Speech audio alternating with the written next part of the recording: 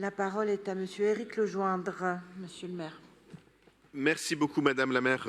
Chers collègues, quelques mots pour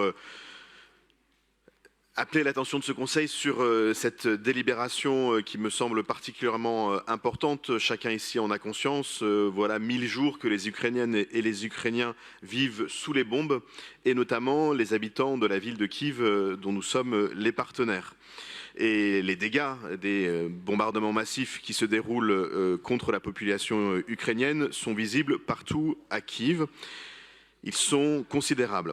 Alors que Paris se préparait à accueillir les Jeux Olympiques et Paralympiques, j'ai eu la chance d'accompagner la maire de Paris à Kiev, de signer ce protocole de partenariat que le 18e a noué avec le quartier de Podil, qui nous a permis d'accueillir mardi matin dans cet hémicycle une vingtaine de jeunes collégiens ukrainiens en vacances ici à Paris. Et nous avons eu l'occasion de visiter non seulement les installations olympiques, mais aussi le stade du club de football Lokomotiv de Kiev.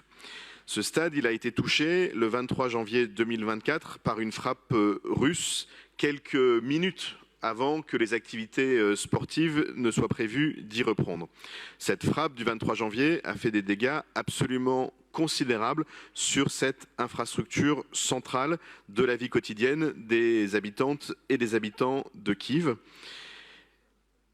Et le sport est une des grandes victimes de cette guerre, puisque en Ukraine, les stades, les gymnases, mais aussi les vélodromes ont pour beaucoup été transformés en abris pour réfugiés, et sont donc impraticables. Depuis le début de la guerre, c'est 3000 sportifs ou entraîneurs qui ont rejoint les forces armées.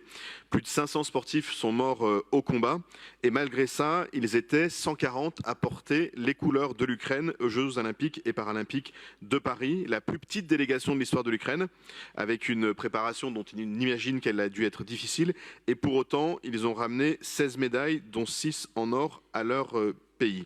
Alors, je crois que ça a beaucoup de sens que nous puissions continuer à soutenir dans cette période si difficile l'Ukraine, et aussi à offrir un peu de répit aux habitantes et aux habitants de ce pays. C'est ce que nous faisons dans le 18e quand nous accueillons ces enfants ukrainiens pour quelques jours de répit. Et c'est aussi ce qu'il nous est proposé de faire en participant à la reconstruction du stade du Lokomotiv Kiev. Et comme j'ai eu l'occasion d'en rencontrer les dirigeants, je suis absolument convaincu et certain de l'intérêt de leur apporter notre soutien. Paris se tient aux côtés de Kiev depuis le premier jour de la guerre et continuera à exprimer sa solidarité en accordant cette subvention à l'association The Small Project Team.